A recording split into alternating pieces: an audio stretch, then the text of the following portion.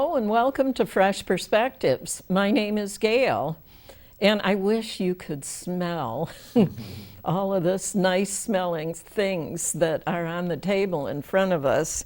And my guest today is Bill Kiwik, and we're doing a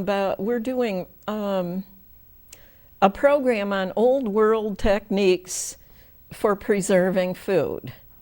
Thank you for coming on again, Bill. Well, thanks for having me. I was excited to try Sure. all these things. It's things I've been doing for years. I'm sure you have some of these too. But it's really kind of funny how a lot of the recipes I'm using come from this book, Keeping Foods Fresh.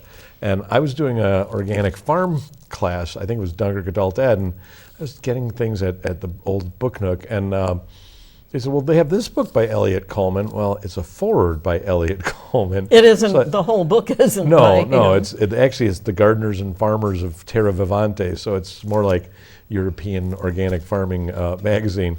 And all of these are just old family recipes.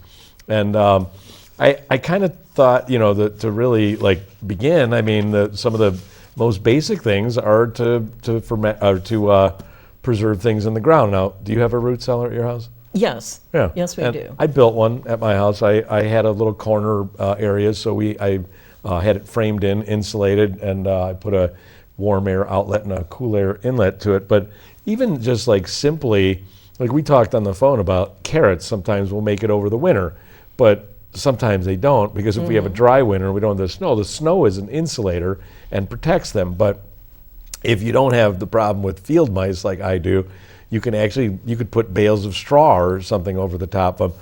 And I think I might have told you, I grow Jerusalem artichokes, and they don't really keep well after they're dug up. No, they don't. So They just don't. I layer bales of straw on top of it, and you can go out there and brush off 2 feet of snow, move a bale of straw. But even burying a bucket, I mean, you can bury a bucket or a barrel in the ground and use that as a simple root cellar as well. Oh, yeah. But and you've used dehydration too. You've Yes, used the yes. dehydrator. And I brought my little dehydrator. I had just a huge flush of shiitake mushrooms a couple weeks ago. I had these logs that I did in 2018, and they never really produced a whole lot. And I just, maybe it's this pine tree is keeping them dry, and they're on this little high spot. And I have this low area where my basement drains, and it's always kind of wet there, and I had driven my truck through it, so there were some tire ruts. I just wonder, and I put all these logs on there. There were 10 logs that have never really produced much of anything at all, and within 5 days there was 40 mushrooms on every log, so I had to try some of them. But these are some sun-dried tomatoes if you'd like to taste. Okay. Those they're dried in the dehydrator as well. Little salty though. I don't know if you ever have you dehydrated tomatoes before? Carl tried it. He didn't like well, it took a long time because they were so There's juicy. So much, yeah. And but if you put salt on them, The salt brings the moisture out, but I have it still, but it never really worked that well. But a dehydrator that's it's like a screen box. It's just 4 sides of screen with a top on it, and you can hang it on your porch. And it has these different screen layers in it. Has a zipper on the side, so you can open it up and put them in there. But they would mold. I would get mold on the tomatoes as opposed to using the dehydrator. It just never was dry enough. And even with the salt on them, the moisture would come out, and they just wouldn't dry up that quickly. this does taste very salty. It is salty, yep, aren't they? Yeah, it really is. Yep. But so, from root cellaring to dehydration, and really historically, I mean, in dry areas, you think like the Southwest or Mexico, you always see the ristras of the dried peppers and things like that. So dehydrating is obviously an ancient method. Now, one of the things they talk about in here is with salting, like using salt as a preservative. I honestly don't have anything here in that category, but they talked about green beans, just putting green beans in salt, and once they're dehydrated, you just put them in a jar with the salt. But they talked mostly about dehydrating fish or meats and things like that. So yeah, first root cellaring, second dehydration. Third, the third chapter is on lacto-fermentation, and we have here our dill pickles that everything in the jar except for the dill. I grew the onions, the garlic, the cucumbers, the horseradish that's in there also, and actually those all go into this crock here. The weights actually The dill pickles? Yep. Mm-hmm. And so basically what I do is I put black peppercorns in the bottom, garlic, onion, and then just start a layer of the cucumbers with the grape leaves I mentioned they have tannic acid in the leaves, so that keeps makes the cucumbers stay more crisp that way. So every layer there's garlic, there's onion, there's horseradish, black peppercorns, and the grape leaves as well. So if you'd like to sample those, there's a little onion, a little garlic, and a little bit of there's already some in the dish, right? right? I have a little there. Okay. So here's a fork for you. Okay. Also on the lacto fermentation end, I also made some. This is a quick. This is a Napa cabbage kimchi, and all I did was take the core out, cut it into quarters, which after I did it, I was like, does it make any sense? Because you're cutting leaves, but I cut it into about 2-inch pieces, and then it goes into a brine of salt water for only, I want to say like 90 minutes, and then that wilts it enough, and then all the rest in there, it's just garlic, ginger, and cayenne peppers, and a green onion, and that's all that went into that. So it was a real quick fermentation, and then all the liquid that's in here is just the liquid that came off of the cabbage, and then you refrigerate that. But the third item of lacto fermentation, and we're going to make a little kimchi here today, but I made a little bit of that's fermented beet juice, and like I was saying, I picked the beets super fresh that day, washed them, put them through my juicer, and there's a little bit of to a quart jar. I'm going to say there was maybe that much beet juice, and the rest of it was ginger juice. It's organic ginger juice. Oh. So. Okay. So this is that'll the beet make our juice. tongues purple. Yep. Not bad, right? Well, it's definitely made out of beets. You can tell by the taste. Mm-hmm. Yep, it's all beets. It's just beets with a little bit of ginger and just salt. And actually, to a quart jar, it was just 2 teaspoons of, they say sea salt, but I use this Redmond.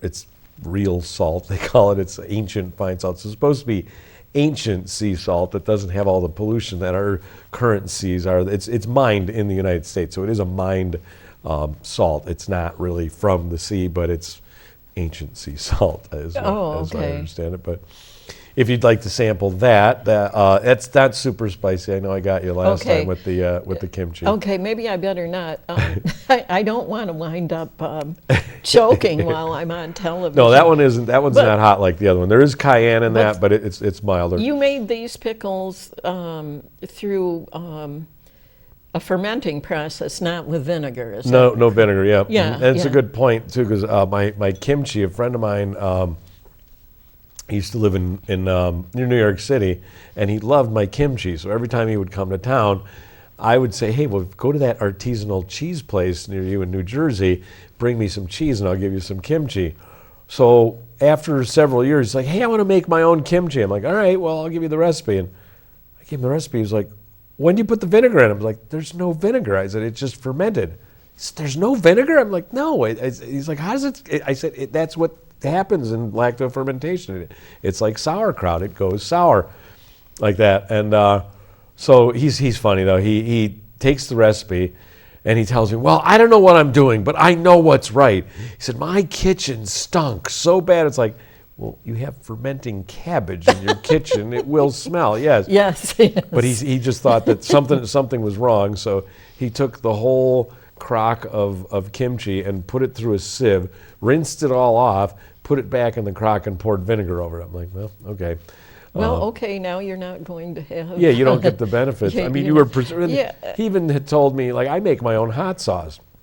And I just take peppers, grind them, put salt on them, and then after a month of fermenting, I strain off the pulp and just keep the juice and add a little bit of vinegar to that. That's how you ferment peppers. He chops his peppers up, puts them in a little bowl with cellophane, and pours vinegar on them. And he's telling me that that's fermenting, but it's vinegar stops fermentation because it's so well, acidic. that's what I like about these pickles of yours is I don't know, it must have something to do with my particular body type or something, because I choke really easily on vinegar for some reason. Vinegar will cause me to choke. Oh, okay. And there have been times when I thought I was going to choke to death. For some reason, it'll get into the opening to the airways or something like that. I don't know. It must. I have a couple of friends that are brothers, and if I give them hot sauce, they're like, vinegar in this? Because it just goes right through them, apparently. It just gives them diarrhea really badly. Yeah. Well, with my problem, it's choking on vinegar. Yeah. So that's what I like about these fermented pickles. It's safer for there's no me vinegar. To it's eat. just, basically, other than, like I said, the vegetables, the pickles, the cucumbers, the onion, the garlic, horseradish, black peppercorns, and the leaves. I can't tell you. It's in the book here, but it's a certain concentration of salt to water, and usually I use spring water. They say to boil it. If it's spring water, I usually don't boil it, but I just mix that amount of salt water in, and then pour it over. And I have to say, these are not too bad. This is the 10-liter crock, and I had the 20-liter crock. And I kind of remembered after I tasted the ones out of 20-liter crock, I'm like, wow, these are salty. And I'm like, you know what? I think I remember. And I went to the small crock, and they're like, oh, these are the way they're supposed to be. So the smaller crock had the right concentration of salt in it, but I kind of blended them together. I think that jar was probably 2/3 of the saltier ones and maybe 1/3, but although more of the brine was of the less salty. So. Fermentation, another method of preservation. You should try these. This is what are they? This is eggplant preserved in oil. So this recipe, no fermentation, but and there's no vinegar either. No vinegar. All this is eggplant. Those are the Japanese or the Asian style, the long flint eggplants. Oh. I slice them thin, put salt over them for 6 hours. They'll be a little bit salty.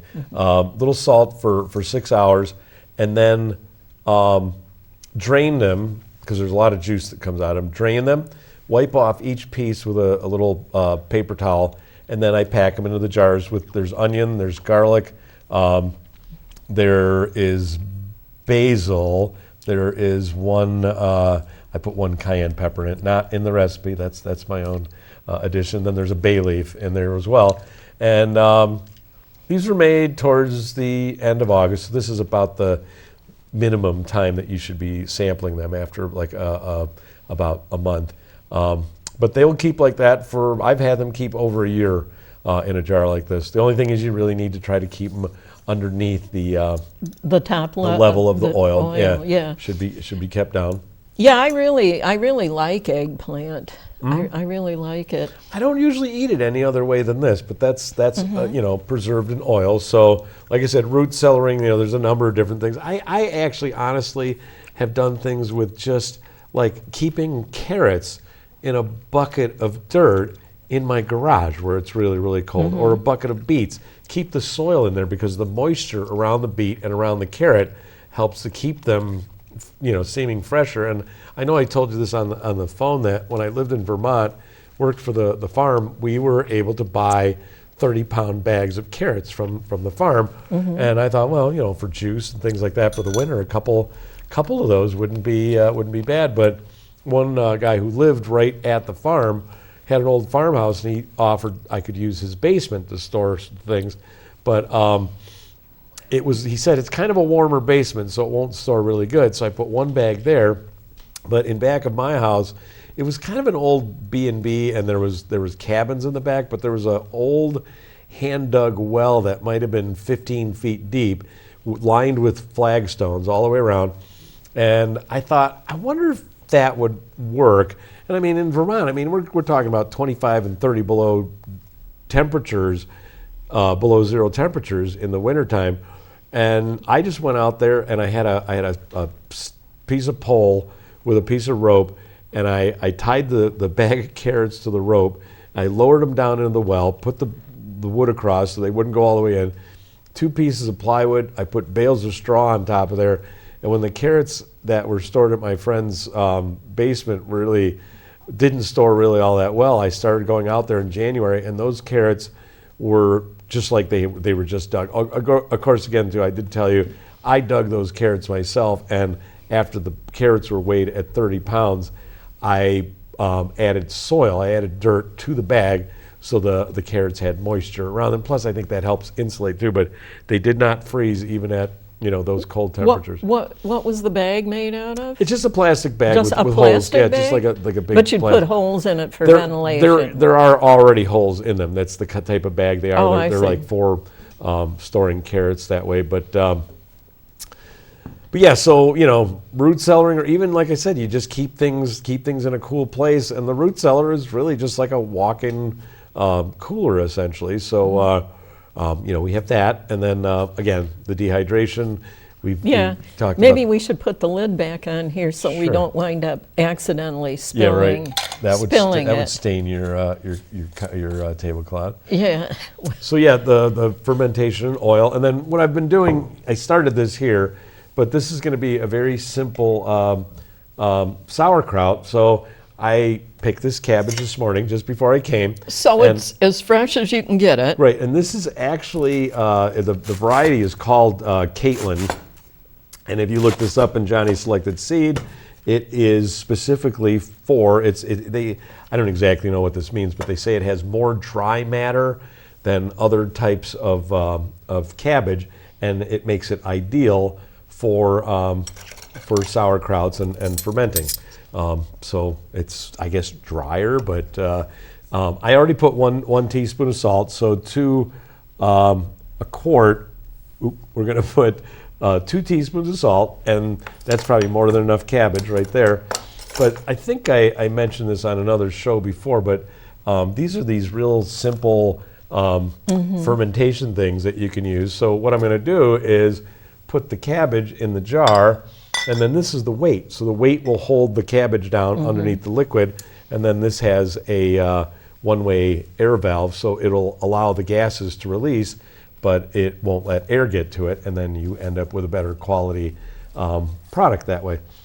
Just move this over. These white caps like Those are this nice, one. aren't they?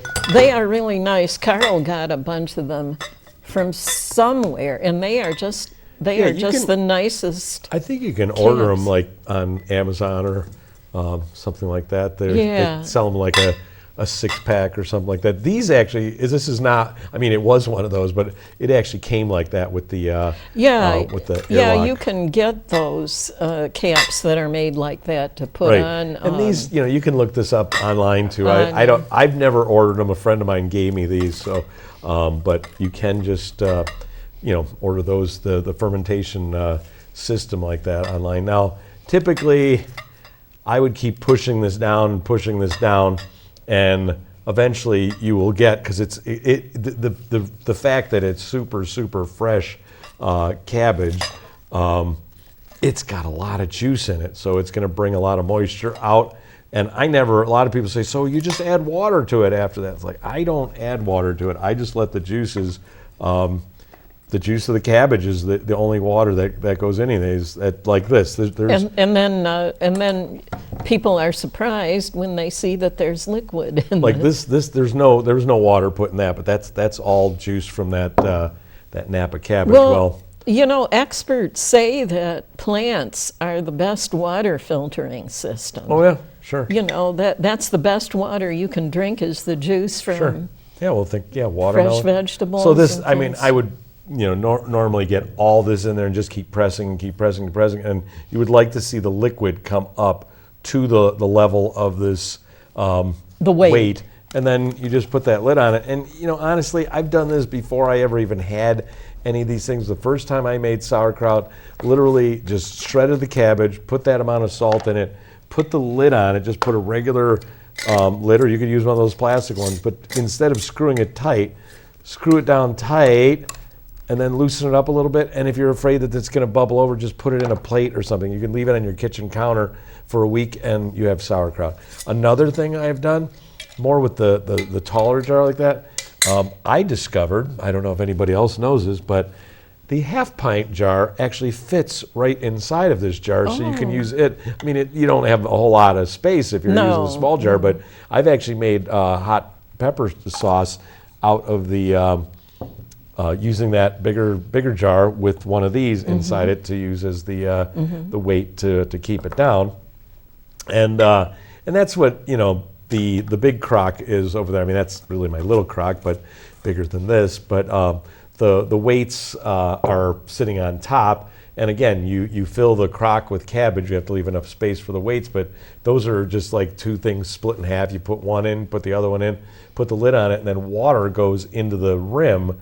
So if gases form, which they will, the lid of the crock actually bubbles up. So it's an air water. They call that a German water seal crock, and I went right to the Lehman store in Ohio and bought mine, and that might have been, I don't know, $30 to $35 to $40 when I bought it, and the bigger one was maybe like $60.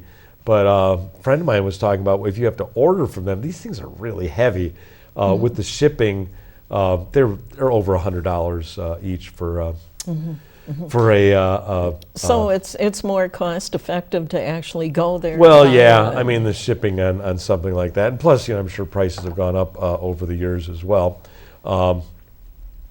Like I said, this is something you probably don't want to eat on air, but that's what I do.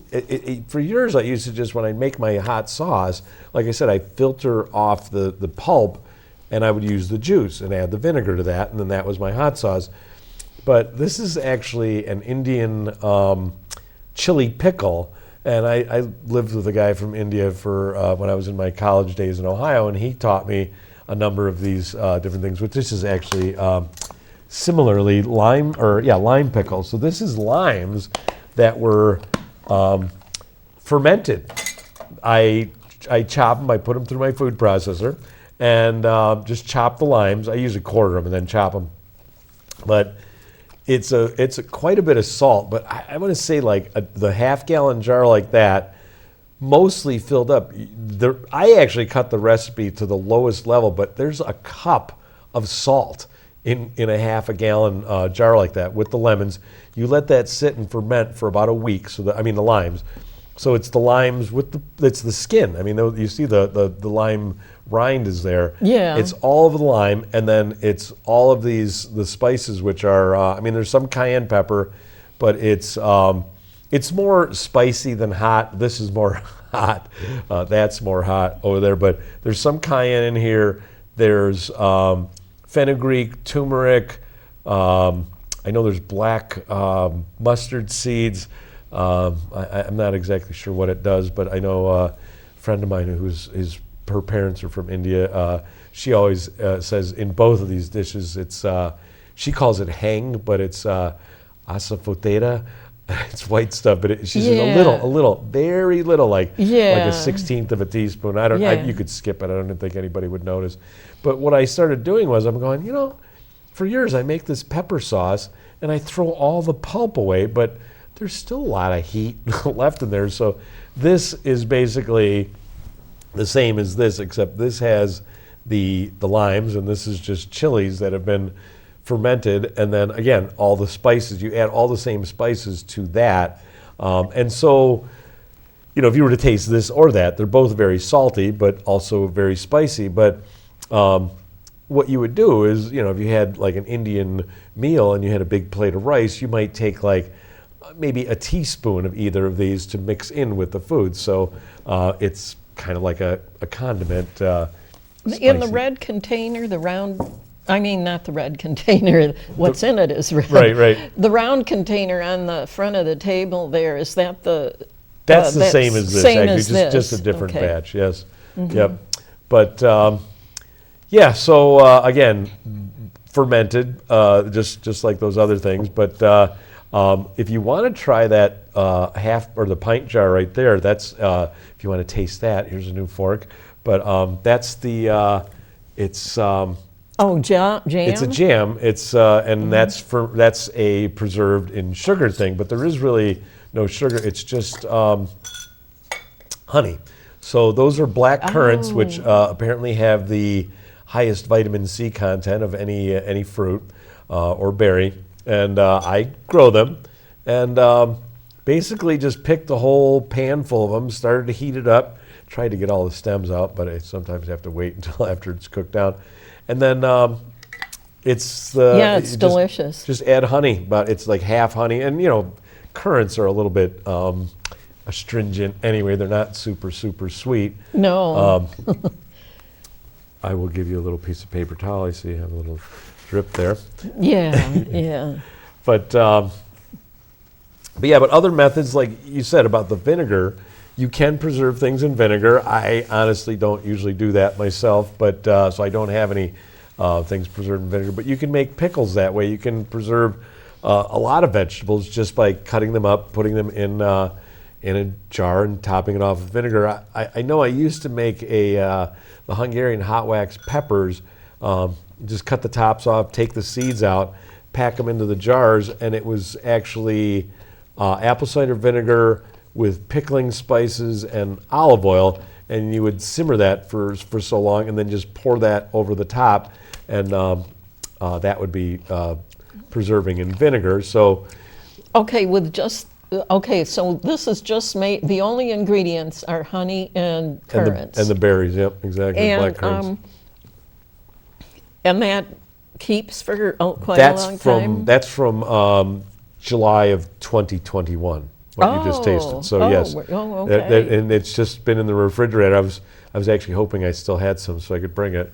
Well, I do know that honey keeps like forever. Right. Nothing will grow in it. They've found honey in Egyptian tombs from thousands of years ago that's still okay. Right. And I know I've made mead before, which is honey wine, but you actually have to add a yeast nutrient to it to get it to ferment, because even if you do everything else with the yeast, sometimes it's really slow to ferment because nothing will grow in it. And kind of a sidebar, but I don't know if you know this, but if you get a burn, putting honey on it and putting a Band-Aid on it is one of the best things. The moisture, the nutrients, and nothing will grow in it. I've heard that I've heard that you can do that with even really bad burns. Right. And honey is supposed to kill athlete's foot, I heard. Oh, I didn't know that, but that's... Yeah, I read that, I heard that or read that somewhere,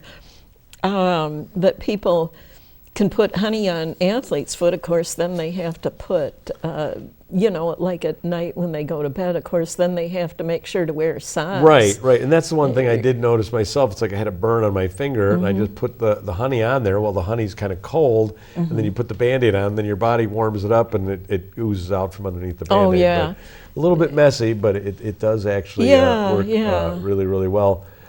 So yeah, I mean, I did not do any of the preservation in salt. Like I said, I have, but I just didn't bring anything with that. They do have sweet and sour preserves and preserving in alcohol, which I never really looked up. I'm not much of a drinker, but it's mostly fruits and berries and things like that. But also though, that salad dressing bottle there, I know we talked about it. It's a little odd. A little different kind of a recipe, but they literally... That's this bottle right here that he's talking about. Yeah, they said, it's right out of this book, but it's basically tomatoes crushed up, put in a crock like that, and left for about a week. They say when you see the white foam form on the top, the white skim form on the top, they just said stir that in. After the week, you just add, there's a certain amount of salt and black pepper. You put it into the bottles with olive oil. There's a little olive oil on the top of that, and... you use it in sauces. I think it should be cooked because basically it's rotted tomatoes. But honestly, I believe I mentioned this earlier today that client of mine who was he was a Works at the health he department. worked in the health department. He told me, Bill, he says, when you eat that stuff, he says, you tell me. He says, I will time it. I will figure out how many days it took you to die. And I've drunk it right out of the bottle.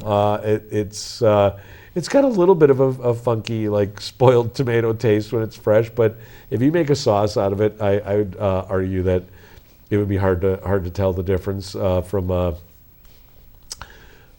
regular tomato sauce and the fermented tomato sauce. And you know, and like I said, these are, you know, old like family recipes. Like they talk about making sauerkraut, the whole head sauerkraut. And you saw how I cut the core out of that. They cut the core out, put salt into the end of the cabbage, and they're filling a 55-gallon drum full of cabbages to ferment a whole thing. You know, but I mean, Wow. if you have a big family and you eat a lot of sauerkraut. But We like sauerkraut. We like to put it in our lunch sandwiches. oh yeah, I love it. really goes good in a sandwich. Yeah. And I regret this year, I usually grow a lot of this Caitlin, like, you know, 100, 150, 200, 300 plants. Last year I had 300, and I knew I had seed left over, and it was fresh, some fresh seed from last year. And I knew there was a packet of older seed. Well, when I got to the older seed, I can't remember what year it was, like, ooh, I wonder if these are going to grow. Whole flat or 2 flats of 50, I got 1 to germinate out of it, out of 100. Well, and then the fresh seed, I'm like, oh, I got these fresh seed. And I looked, these are pelletized seed from last year. Pelletized seed does not keep as well. And there was 12 seeds. I'm like, I didn't have that many seeds left. So I planted everything out. I have 9 cabbages this year instead of wow, hundreds. wow. But, Well, you know, what Carl did this year, he, you know, the pole beans, you Right. know, the ones that climb up. yeah, I never grew those. Oh, you didn't? I'm always a bush bean guy, yeah. We like those. We actually Well, yeah, like they keep those producing, best. right? Yeah, but anyway, what he did was he didn't have new seeds to plant this year, but he had some that were quite old. The seeds for those pole beans were quite old, so he figured, well, a lot of them wouldn't germinate anyway, so he was going to, so he planted all of the seeds, and all of them grew into plants, and so we had a lot of pole beans this year. Well, that's the thing I always say. It's like the bigger the seed, like a bean seed, will keep longer than, say, a lettuce or a carrot seed that's so like almost like the size of a grain of sand. 'Cause you could think it would dry out a little bit quicker. But I used to buy my beet seeds thinking like this is going to be enough seeds for 3 to 5 years, and I always keep them in the refrigerator too. As I think just keeping them at a constant temperature is actually better, more consistent. I've literally had pepper seeds, and I'm just like, I should just throw these away. These are like 10 years old, still germinated after 10 years. Even. Yeah, there's something about the beans. They just. Yeah, well, it's a bigger seed, and squash seeds, things like that, and like a melon seed, things that has like a harder skin on it. But like I said, like carrot seeds. For some reason, they say onion seeds. You shouldn't even keep them from year to year. I mean, this year's onion seed probably will give you like maybe 5% germination next year, even though they're just 1 year old. The onion seeds just, of course, you've seen they're, you know, probably 10 of them are about the size of a grain of sand. They're so little, so they have a tendency to dry out really quickly. But yeah, but I like I said, and then like I saved my own tomato seeds, and I've had tomato seeds that I've grown myself. You know, I saved my own seed that have lasted 8 to 10 years, but that's an absolutely fresh seed. Whereas sometimes I get seeds from certain seed companies, and the germination is really, really poor. I remember planting something like 2 75-foot rows of not soybeans, but there's a starchy bean. People call them butter beans. Oh, yeah. Is it lima? Lima beans, Beans, yeah. And I mean, you figure the seeder drops like a seed or two every 3 to 4 inches down the row, and I've got 150 feet of row, so you'd think if it's 3, that means 4 seeds per foot. So I should have had, 4 times 150, I should have had 600 bean plants. I think 2 germinated. Oh. But one time too, I won't mention the seed companies, but ordered all my stuff online because I used to raise 2,000, I used to plant 2,000 lettuce plants every other week. And I realized I didn't order the Waldemann's green leaf lettuce. So I guess I'll just get it locally. And I bought a packet, and I remember, all my flats are all germinating, and out of the 100 seeds of Waldemann's, again, like one or two plants is all. So 1 or 2% germination, and to me that's not acceptable. But you've got some salsa there. that was canned. Yeah, that's the only thing that does not come from the keeping foods fresh book. Now I have to say, back to the root celling real quick. They actually talk about it in here, but I was thinking about doing. I had a mound at my old property in Forestville, and they talked about buying a used freezer truck and excavating out a place where you could put the panel part, the back part, the insulated part, bury that in the ground, and build a And use root that for a root cellar. Now, my friend Matthew up in Vermont, he rented this place, but it was always rented by kind of progressive-minded people. And there was a little root cellar there that they had dug everything out of the hole by hand and then piled the dirt around it. And there was just a lid on the top, north-facing slope, and he just opened the thing up, went down a ladder, and basically the root cellar was just, maybe 4 really feet by 4 small. feet square. But we used to buy goat milk from a lady that was unpasteurized. She would milk the goats and immediately put the quarts of goat milk into a cold water bath to cool it down. We would usually get it within a day or two, but he was actually keeping the goat milk in a cooler, not with ice, but he would just keep it in a cooler at the bottom of that root cellar, and he said easily would keep for over a week. So he was keeping milk in a unpasteurized milk in a root cellar, and never had any problem with it. But I mean, typically, if you can get it cold enough, and that's sometimes the problem I find these days with our climate. You'd think that by the middle of November your root cellar would start getting cold enough, but I actually installed a squirrel cage fan that was set on a timer, so at like midnight every night it would start sucking in colder air, and then it would shut off at like sunrise, so I would get the coldest night air to go in there. And even then, sometimes, I mean, you would like to see your root cellar like refrigerator temperature, below 40. Oh, sure. Is ideal. And I don't know if I mentioned this ever before, but Elliot Coleman at the Mountain School told us that a lot of the students that come there come from wealthier families. And he said one girl, her grandmother told all the grandchildren that anything that they wanted on their 18th birthday, she would try to get it for them. And the girl was so impressed by everything that happened to her at the Mountain School that she wanted to give a gift to the Mountain School. And I if I'm not mistaken, I think Grandma gave them $250,000 for whatever they wanted. Wow. So Elliot got a new chicken barn, and they built this root cellar that it was two rooms, probably not as big as this whole room, but it was split in half. And I don't know if you know this, but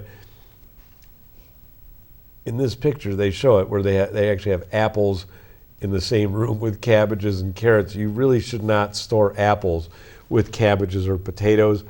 The ethylene gas that comes off of the apple will make your other stuff spoil. So Elliot had 2 separate rooms. I mean, I don't know what, I think they spent $50,000 building the root cellar for the Mountain School. And I would walk out of the kitchen, down the stairs, out the back door, and on the north side of the building, in this hillside, it was poured concrete. You would actually walk in a door, walk down a few stairs. There was a little landing area, and you had a door to your left, door to your right. And the one side, they held all the root crops, like the potatoes, beets, carrots, and stuff like that, and cabbages and stuff. But then in the other side where they would store the fruits, they could not have them in the same place. These things had those turbine fans that would help exhaust the air out of them. But yeah, they had quite the elaborate root cellars set up there. And I don't know if you can see this, but this is a way for storing cabbage. They have actually pulled the cabbages up by the roots, and I've heard people hang them in a root cellar, just pull up by the root, and they'll keep for months and months like that. And I know myself, the Caitlin, they say, is not a really, really great storage cabbage. They claim they only keep up to like December or January, but at my house, in my garage, I want to say 2019, I had 7 grape crates full of cabbage. Oh my gosh. And so I'm eating a lot of cabbage. I'm making sauerkrauts, kimchis, things like that. But all winter long, I'd go out there, and when it got super, super cold, like, below 20 degrees day and night, I just threw a tarp over the top of the bushel or the grape crates. And when it got really, really cold, I had an Oriental rug, and I just put that over the top of them. And I want to say in March, I went and I looked, I'm like, ooh, these things are all black. Like the cabbages were just black, but they were dry almost.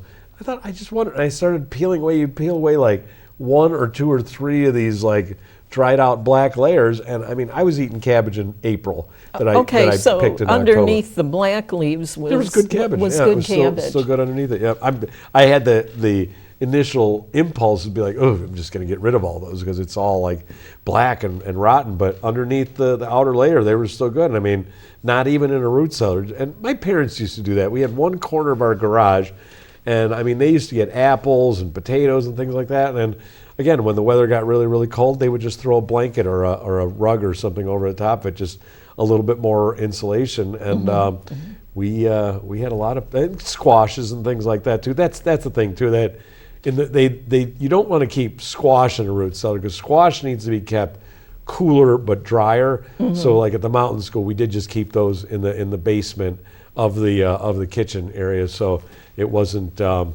kept in a root cellar because it's too humid in a root cellar. Root cellars should be humid. Okay. One thing I wanted to make sure, Bill has some black beans here, and he grew these himself. Right. That's something you can do yourself, although in the store they are just about the lowest priced grocery item. It's not like it's not. But anyways, for a long time, for quite a few years, Carl would plant something that was really pretty to look at when you were, something, I think they were called Jacob's cattle beans. Oh, yeah, something those, like that. And they're kind of like an off-white color with the most beautiful pinkish colored speckles. Yep. They're really pretty once you take them out of the shell. And I think there was another. Is there something called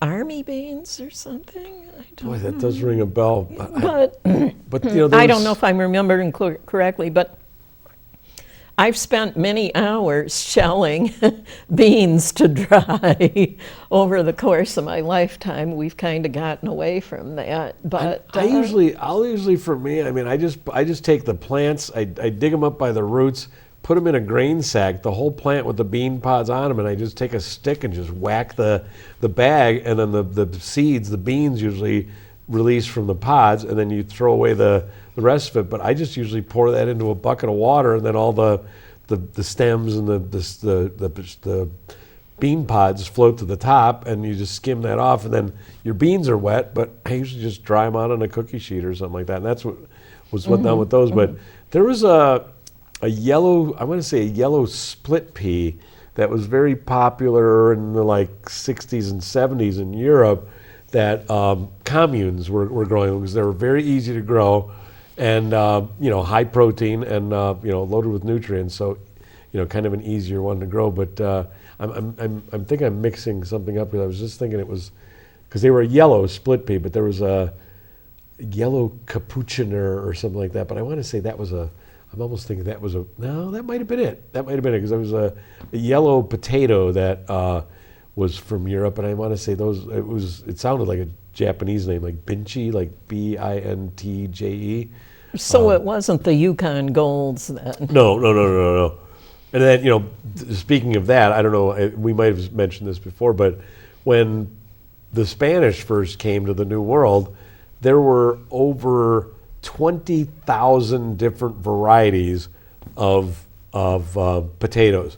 We're down to, I think, under 12,000 varieties right now, and I want to say 4 varieties are typically grown commercially in the United States. It's your Yukon Gold, your what are the ones they use for baking? The russet, and there's probably a red and a white potato that are the most common.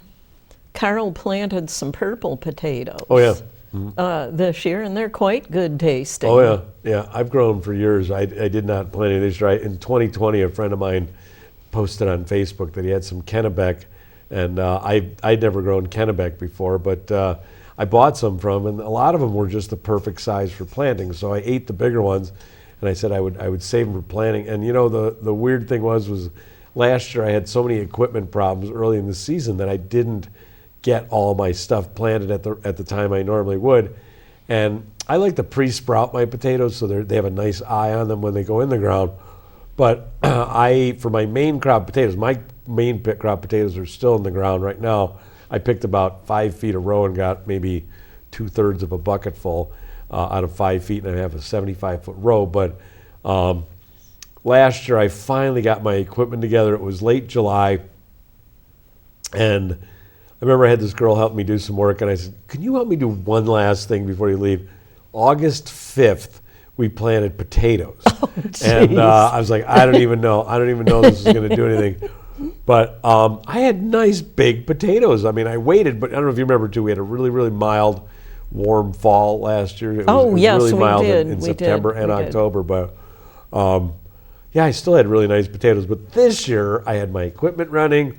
I had everything ready. So on July 1st, actually missed an acupuncture appointment because I forgot. And I was out planting potatoes first thing in the morning on July 1st because I had heard from a client that a guy who was a master potato grower would always plant his potatoes in the week following July 4th. And at first I thought it seemed a little crazy, but then I thought about it. And I'm like, well, I always plant mine in May and June, and then they're done in August, and then what do you do? It's like you got to have a refrigerator space to store them. And I thought, if you wait until July 1st, then the month of July, the month of August, in September they should be done. And so your potatoes are ready to store when you pick them if you plant them at the beginning of July as opposed to earlier than that.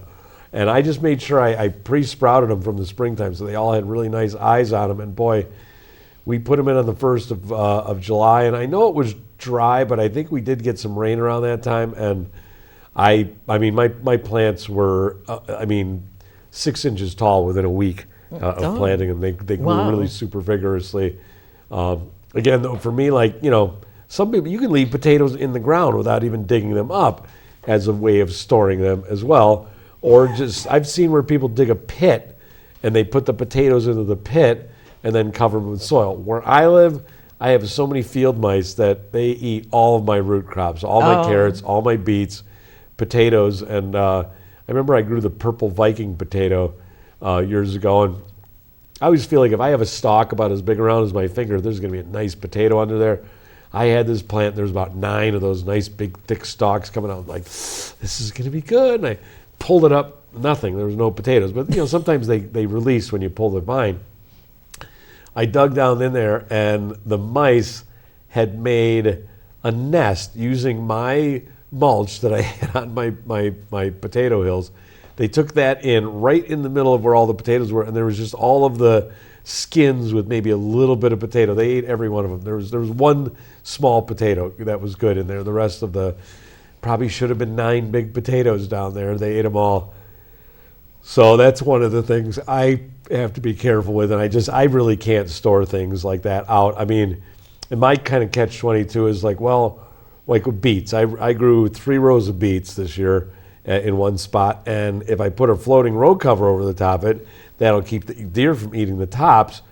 But the field mice know that cats and hawks and things can't see them if they're under the row cover, so they chew up all of my beets that way. But the deer got all the tops just the other night, two nights ago. Yesterday I went down there, I'm like, and another thing that I do for keeping critters that will eat your vegetables out of the garden, it works, and it did actually keep them away. I should have just done it after that rain we had the other day, but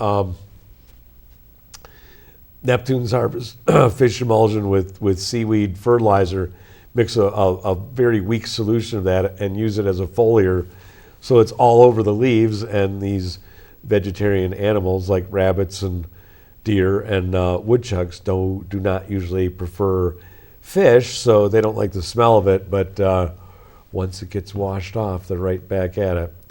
Now, how did you do the fermented beet juice again? I just juiced the beets and I put it in a quart jar. I decided to give it a little bit of a zip, so I added the ginger juice to it. So it's about a half a cup of ginger juice to 3.5 cups of beet juice, and then 2 teaspoons of salt to the quart, to a like a quart jar like this. So that's your basic. So sometimes I'll go with a tablespoon, depending on what I'm fermenting. It's two teaspoons of salt to a quart, or a little bit more than that is not going to hurt it either. While we're still recording the program, do you want to mention that tip that you gave me for Carl for planting the garlic? Oh, with the lime, yeah. The sweeter your soil, I always think the better the bulb, the bigger the bulbs are going to be.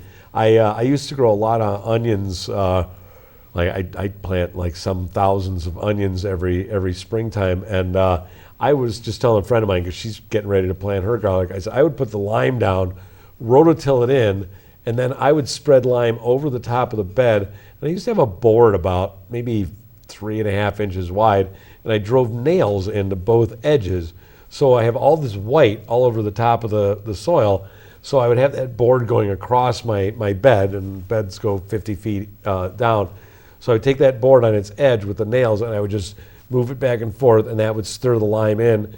Then I would lay the board down, flip it up on edge. That would make another line, lay it down, flip it over, and just keep going like that. That was my marker for my row. So I would plant my onions every 3 to 4 inches in that row, and eventually, mulch it with straw to keep the moisture. I've always got really nice big. I mean, I used to sell like bushel baskets full of onions like that. And so really, big believer in the liming. I read that somewhere a long time ago.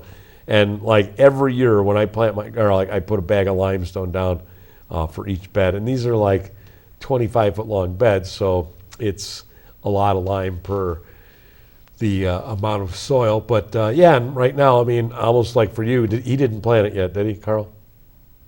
Is Carl? No. Yeah, it's about time. I would say, for you, and seemingly the season seems like it's going to be colder, but you never know. I mean, I keep joking we're going to have 85 degrees on Thanksgiving, but you can get really warm temperatures. I mean, I've seen temperatures in the low 70s as late as early December. Oh yeah. Well, that's why, I mean, if you look at the USDA climate maps and you look at when it is recommended for our Great Lakes region for planting garlic, they say start about the 15th of October and then finish by, the 30th or so. And the first year that I was back here, in 91, I'm like, I am going to plant 300 pounds of garlic, and I'm going to have tons of garlic next year.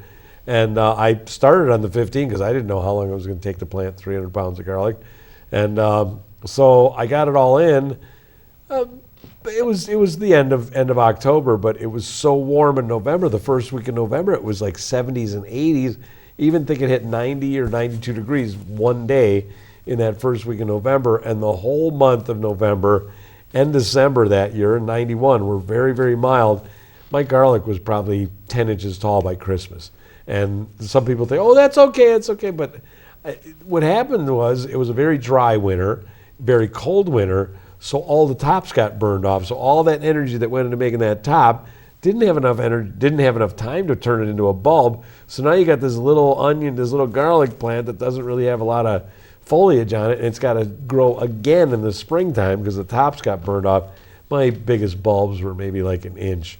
They were tiny. So I have always, for me down closer to Lake Erie than you, I usually wait until close to Halloween. It's close to, and sometimes it's been as late as November 8th and 9th, and I'm fine. Yeah, I think it was in 2020 that there was some reason that Carol hadn't been able to get around to planting the garlic yet, and it got to be, we went through like election day and like that, and it was cold on election day, but then later in the week it warmed way up, and we had like a week of temperatures in the 70s. Right. And so that's when he planted the garlic that year. I don't know if it was weather conditions that kept him from doing it in October. Yeah, I've had it where it's so wet, don't really it's hard to remember what the reason was that he hadn't done it yet. But so it was during that week after Election Day that he And did it did it. okay? Yeah, it worked out okay. Yeah, it Yeah, did. I've known like seasons where my one friend, I don't know if it makes sense, but he's planting garlic in January sometimes because we have such mild weather. But the thing is, like, people say, well, can't you just plant it in the spring? Well, of course you can plant it in the spring, but if you plant it in October, what I like to see is I like to see the roots grow. I like to see the top grow, but I don't like it to come up out of the ground before I mulch it. And then that way you got about a 2-week jump on the season already because it's already grown for a couple weeks before it gets cold. And then come springtime, it's ready to go. So as soon as things start warming up, whereas you might struggle to find a dry enough period to plant your garlic in the springtime. So you might have to wait until April or something. Whereas my garlic sometimes it's often up before the first day of spring, and I don't like it when it's up in January or February, but. Well, as usual, it's been a very interesting episode with you, and I'm glad we had, instead of just talking, I'm glad that we had things to show. Right. I remember one year we had so darn many tomatoes. I remember making a big batch of salsa, and I mean literally we used it in place of ketchup and all kinds of things that year. And I also made tomato chutney, which is an Indian thing. Yep, I've had that we had I made a lot of that too. And well, for me this year I had so many tomatoes, and I made sauce, I froze sauce, I made more sauce, I froze more sauce, and I was like, I have 18 jars of sauce and I have all these tomatoes. It's like, I don't really think I need more sauce, so I made the salsa. Yeah. Well, anyway, we've come to the end of another episode of Fresh Perspectives, and I hope those of you in the viewing audience have had fun hearing about how all of these things are made or done, to keep foods so that they last through the winter. And I will see you on the next episode in a couple of weeks.